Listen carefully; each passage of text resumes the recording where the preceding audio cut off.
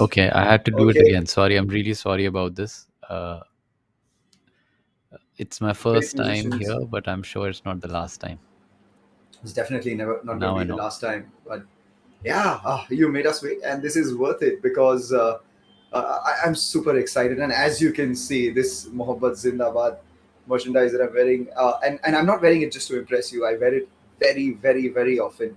So thank you so much Thank you for so joining much. in. I call you I call you a saint of our times. Um, you know, Nobody's ever called me a saint, but I'll go with that. I'll take it as a compliment for now yes, please, because by a all lot of means. saints are not doing very well. Uh, well, those aren't saints. But I tell you what, Ankur, you describe yourself as a storyteller. Um, why would you? I mean, how would you choose that as the most apt description for yourself and the work that you do? I come from a generation where having a multi hyphenated life was not very cool. Everyone used to say you need to focus on something. I Right. felt like having fun all around.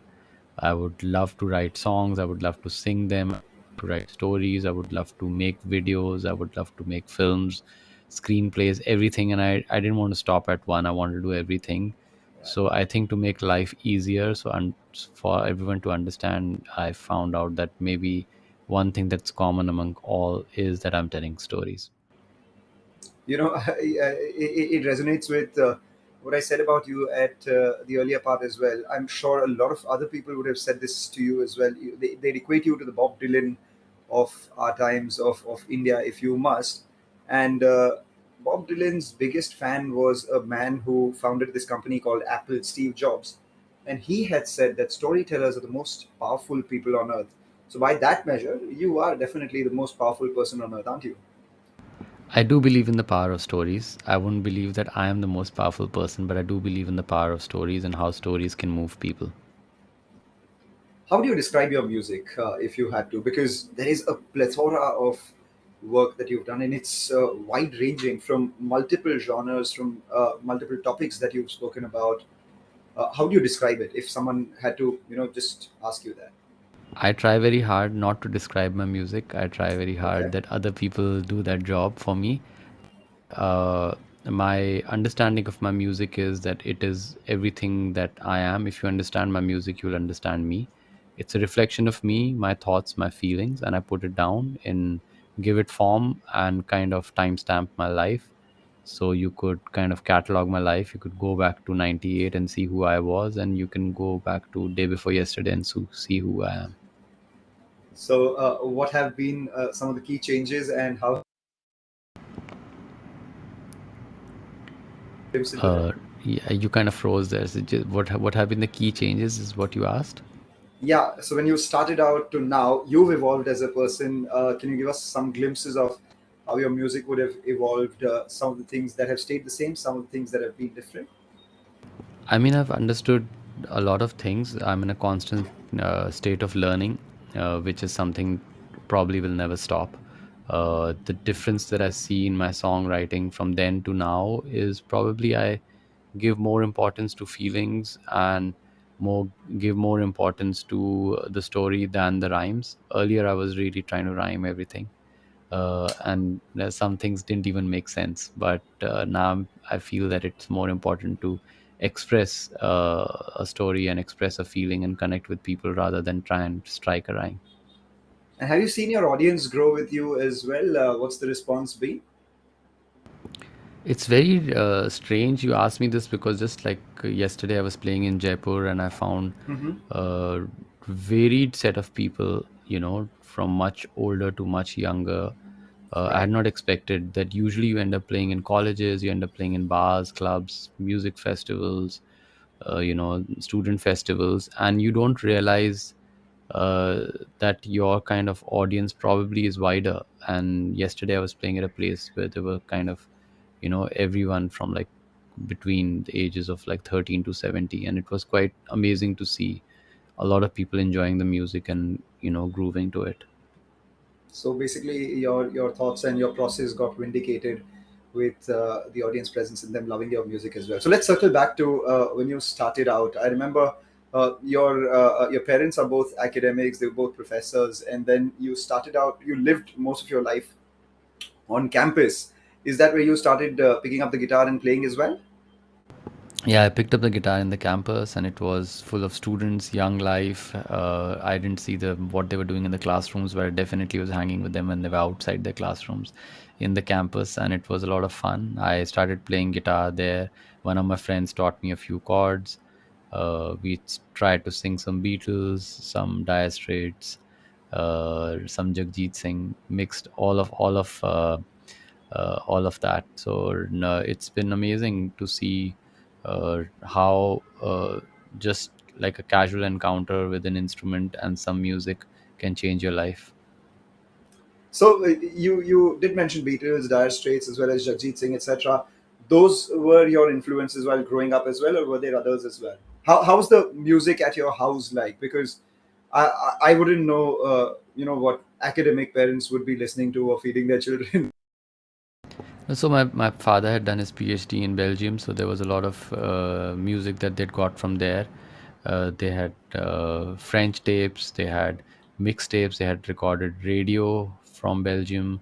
There were records of artists that I knew. There were mixtapes of artists who I didn't know who they were. They were just songs, they were not cataloged. So it was just a mixture of a lot of music, everything from like Ravi Shankar to Anand Shankar to Jagjit Singh to Mehdi Hassan to Beatles to Eurovision tapes. I think it was a mixture of all sorts of music. I think one thing I didn't listen to enough was film music. I was not Hmm. exposed to much of film music, but otherwise I was listening to all other kind of music. Which is not particularly a bad thing, because your supervision in films and the kind of compose gives it that distinct flavor, which has if one goes deep into it, elements of all the things that you would have subconsciously or consciously absorbed as a child. What were the first couple of songs that you composed, and did they make it to public? No, a lot of my early music never made it to public. Uh, it, Okay. uh, it it rather not. Uh, I Why remember not? one I of the mean, first now songs that I you've wrote was the Hindi version of Part Time Lover. Basically, we couldn't understand English lyrics that well. okay. My friends and I wanted to sing all the songs, but I really didn't understand what they were singing. The accent was too weird for me to understand. Hmm. You just know the hook line, so you would write all the verses for uh, you know uh, in words that you would like, and then you would sing the hook line. I think that's where I kind of started writing songs. That's when you started writing lyrics as well. You want to sing a couple of lines from that part-time lover Hindi Not version? at all. I refuse. So, at what point did formal, or was there at any point did you get any sort of formal training in No, music there when was you never any understood formal scales, training. chord? I joined a guitar class that I quit very soon. Okay. It was just about having fun. I just started writing songs very young, and I just kept on writing them. And it was just singing for friends in like parties and at school, hanging out, and just like playing music. And I think that kind of also became who I was. I was a kid who was breakdancing and singing songs. You were breakdancing. Wow, I think that's everyone was surprising. breakdancing at that time in the Uh, 80s. so, so Satyajit wants to know, where did the jazz influence from Raat Gai Baat Gai come? Given that you never learned it formally, was it just subconscious, Yeah, just organically? You listening to a felt lot of like, music, like listening to a lot of yeah. Miles Davis, and the film demanded that, and the project demanded that. The director loved jazz, so Hmm. a lot of it came from there. And that brings me, actually, yeah, that brings me to something I'm pretty curious about this. When someone credits you as a music supervisor on a project, what is it exactly that you have to do?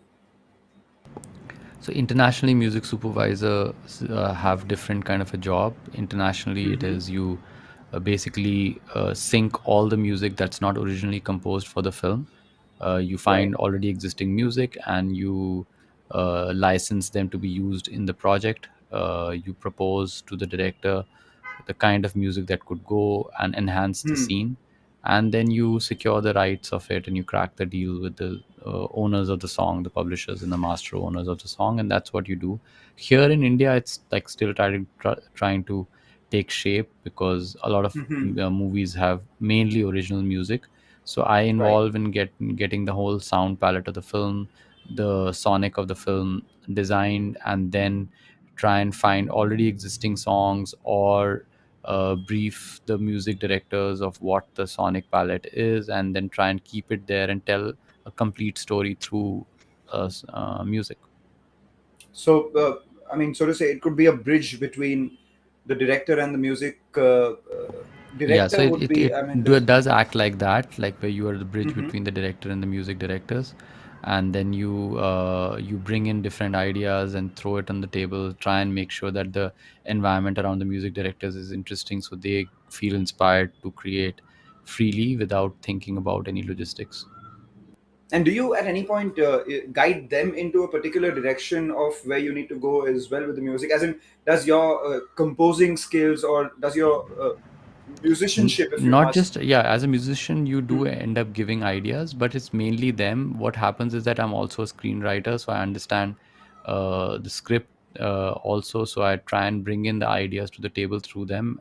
I team up with Mhm. them and I make presentations on their behalf, so they don't have to like try Okay, and convince the director about something, because I can also talk the language of the screenplay as well as right. talk the language of the music. So the idea is to make sure that the music directors find good environment to create what they have to create, and then I become a part of it by almost representing them and pitching on their behalf with them sometimes, and sometimes without them, to push the ideas that they want to try.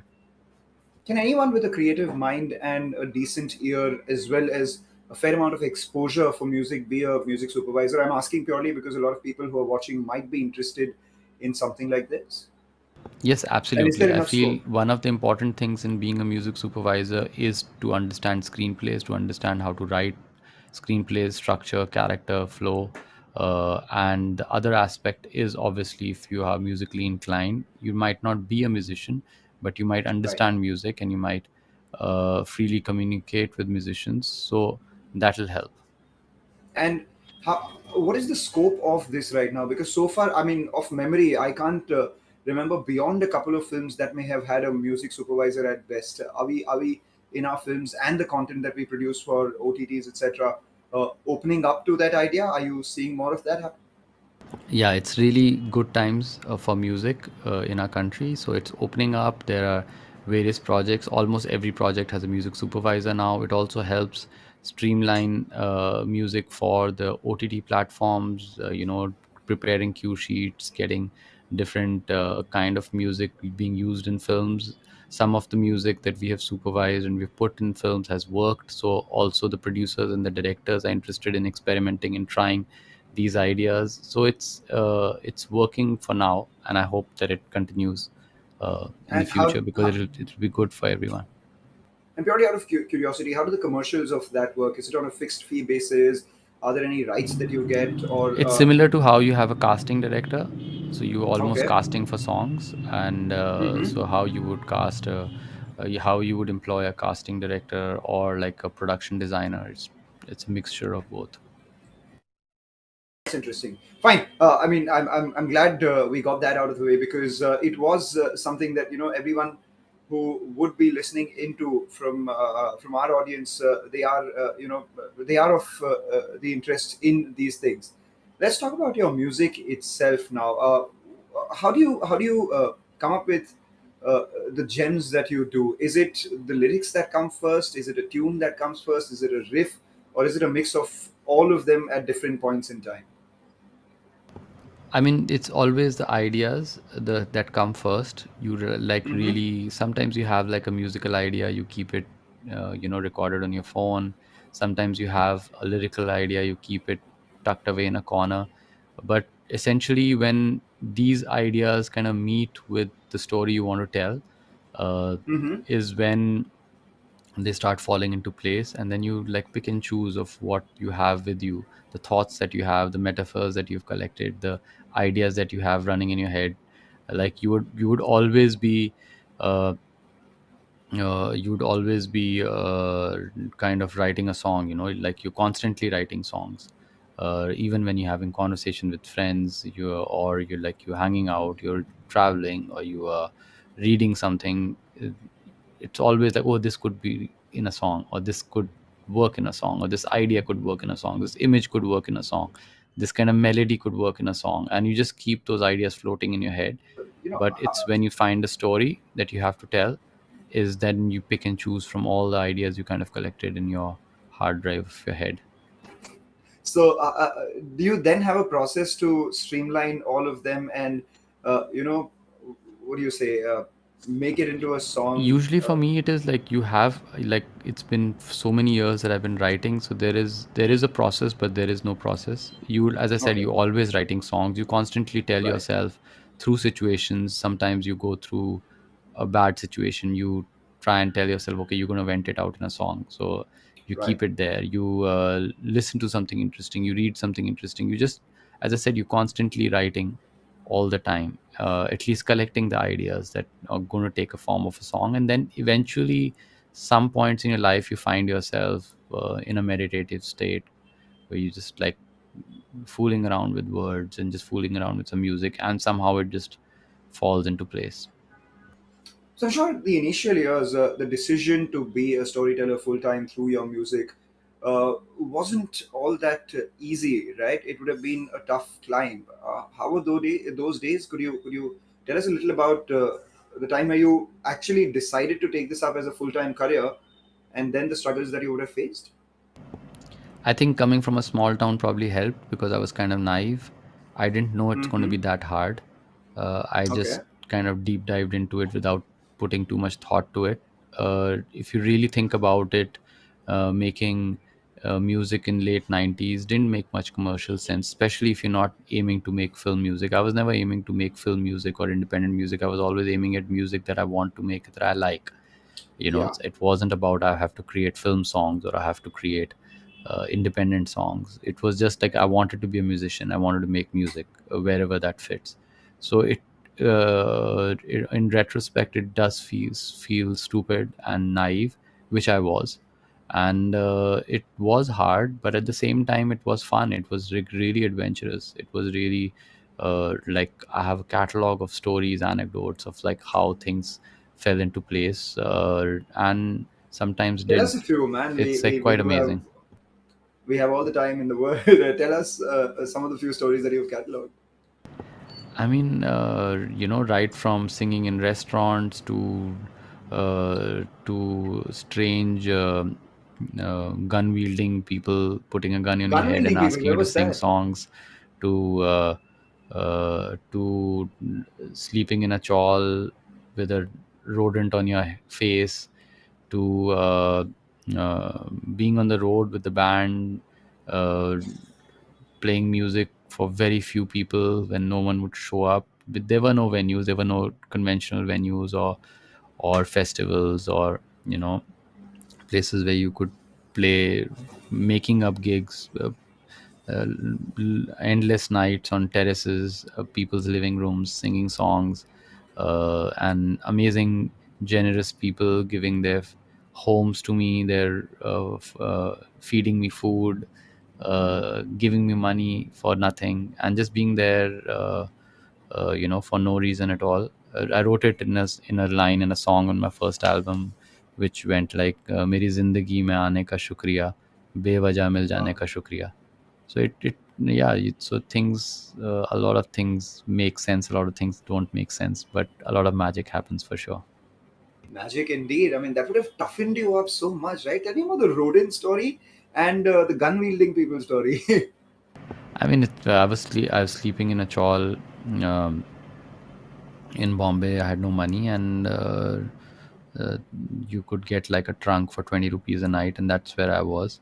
And we had to really get our senses out by drinking some cheap rum or whiskey to sleep. And we were sleeping, and in the morning, almost early morning, when I woke up, I had somebody sniffling my nose, and it was a huge rodent, which was just like the limit for me, and I had to leave Bombay and head to Delhi the next day, because it was too much for me to handle.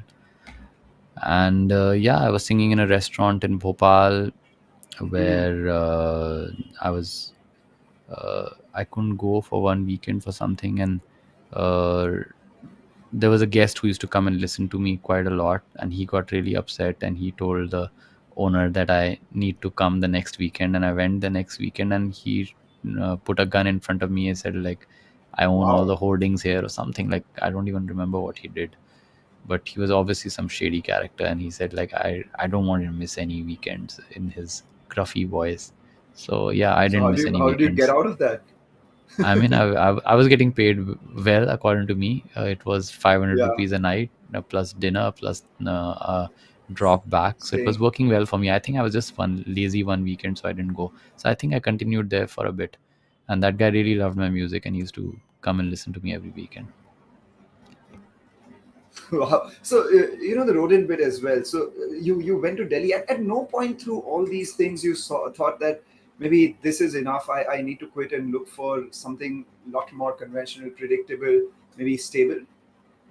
It's really funny, but I didn't think about it even once. I think I was too stubborn to prove a point.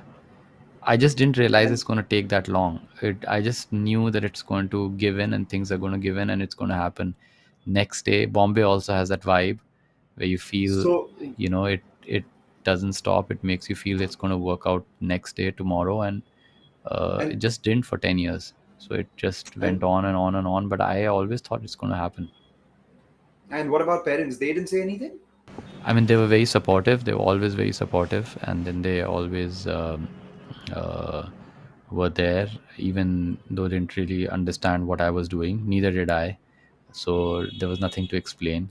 But they were always there. Like, I always had a home to go back to, and that really kind of probably helped me in understanding that, okay, yes, it can work out fine. The worst case When was the scenario is also not the worst, probably. actually when was the first time you actually thought, okay, okay, maybe this is working for me. I have kind of arrived. I'm doing well. This is a great path to be on. And your first big moment, so to say. I think my first big moment was in Delhi. I had worked on a movie, Urf Professor, and it won the best film at the movie festival. And Sham Benegal gave me the award as a producer. I received the award, and he said that his first film is also Ankur, and this is really Wow. coincidental that he's giving an award to Ankur. So it just felt really magical, and I felt like, yeah, I think I'm on the right path. The most recent one. Recently, I'm really happy with the way that how Gehraiyan was received. These two guys, Kabir and Savera, made some awesome music. It was very Yes. risky to put that music out in a mainstream film, and the producers, the directors, the music label really backed us, and it somehow fortunately worked out for me, and it's still, I think, the number one album in the country. It still is the number one album in the country, and you can see people humming it. And even though it's not hummable in the most conventional sense, it's doing extremely well. You open any of the social networking apps, etc. as well. There are multiple content creators, or what do you call them? They're just using this music as the background music for the content that they're creating. That brings me to my almost my last question. What do you think is the state of independent music in this country?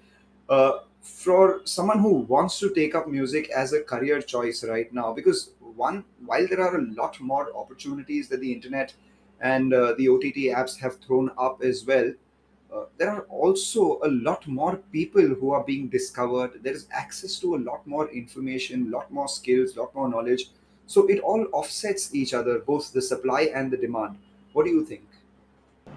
I feel it's always the case. It's always the worst time for music industry. Never ever will you go to somebody and they'll say this is the best time in the music industry. But it also is always the best time, because you never know. Like, internet does give you a lot of opportunities, but it also creates a lot of clutter. uh, Right. at the same time, it's really amazing how the copyright law in the country has worked. It really works for people. You're signing good contracts. You're signing contracts. You're getting paid in check and not in cash. The system Right. has changed. The system is working really well. At the same time, the competition is harder. It's tough. It's not easy. The pandemic didn't do us any good. A lot of musicians had to quit music, which didn't make sense. The cities like Bombay became really expensive to survive. So we all kind of struggling, but kind of, I think, struggling with each other. But at the same time, there are a lot of opportunities. So I feel sometimes it's good to be naive and just like go with the flow and follow your gut. Sometimes it's good to be calculative as well. But I feel like if you're there for the right reason, no career choice is a bad career choice. That makes absolute sense, you know. But uh, on your skill set itself, how is it that you keep honing it? Do you have a riyaz sort of routine? Do you have a writing routine? How do you I discipline I feel like, yourself? yeah, do have a writing routine and I do have a singing routine. I keep practicing my craft. I have to play every day. That like if I don't play for 2 days, it shows in my gigs. Maybe not to the Hmm. audience, but definitely my band But to members yourself, yes. and me. You Hmm. can see that you're not that tight, and you feel so you Yeah. have to keep on it. It's like probably going to the gym. You Yeah. get out of shape. It's a You muscle. have to do it diligently every day. One thing that I learned, which helped me a lot, was acquiring technical skills. Because if you acquire technical skills, it's very interesting because then you usually kind of getting some job somewhere, whether Right. you're a producer or a mixing engineer, or it really helps. So acquiring technical skills does support your creative endeavor as well, gives you more freedom. Understanding uh, the copyright law, understanding your rights, very very important, helps you a lot. So studying the back end, which probably doesn't seem very exciting, but that's what we're fighting for. We're fighting for our rights, so better know what they are. So it really Yeah. helps understanding uh, the copyright law, understanding what rights do you have, understanding contracts so you can read them, so it doesn't hurt you in the long future. Yeah.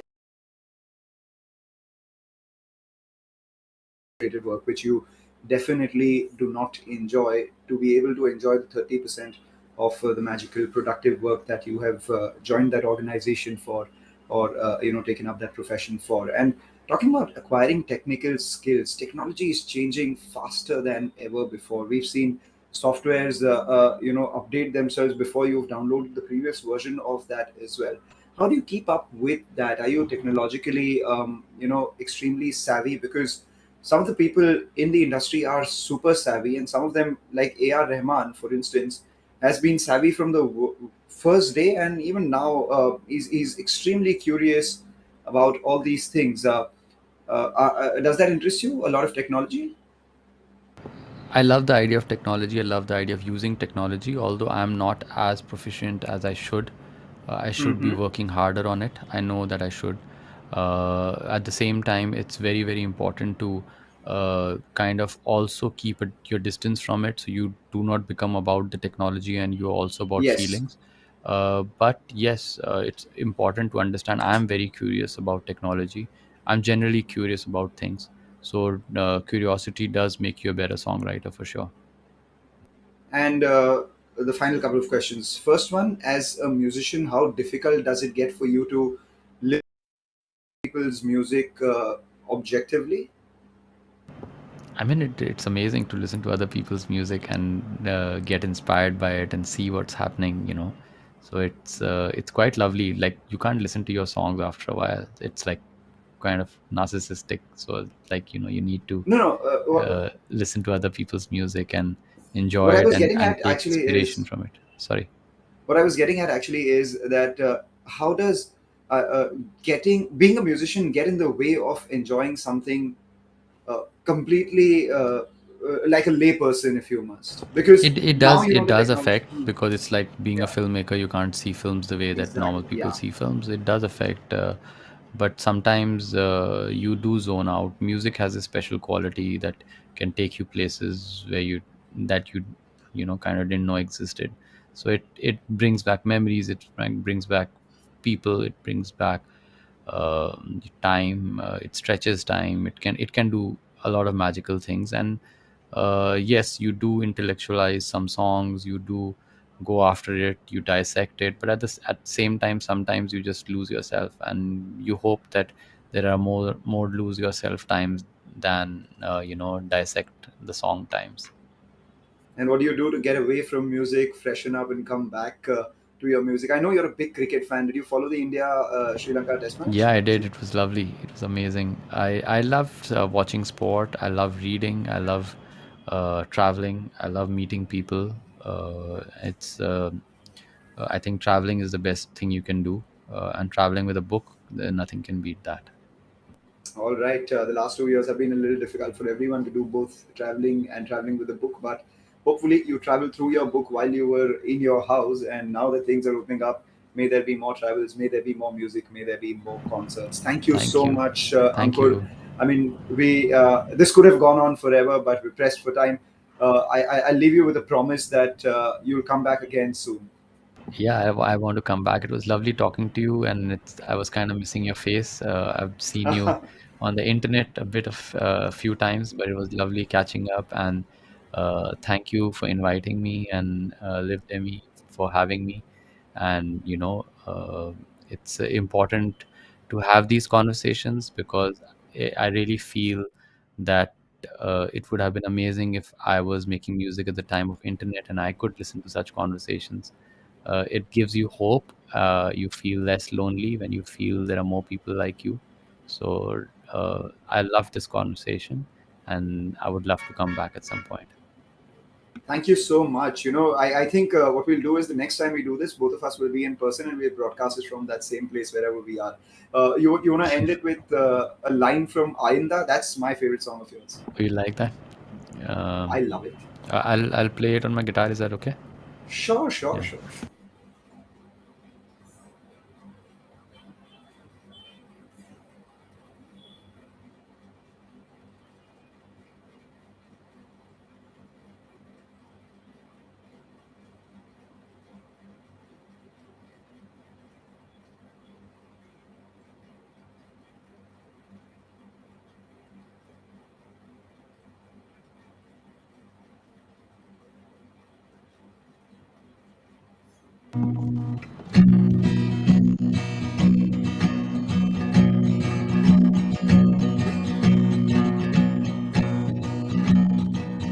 चढ़ा सा बुखार है कि सबके sir सवार है, जाने है किस फिराक में ये खून की खुराक के जमाने,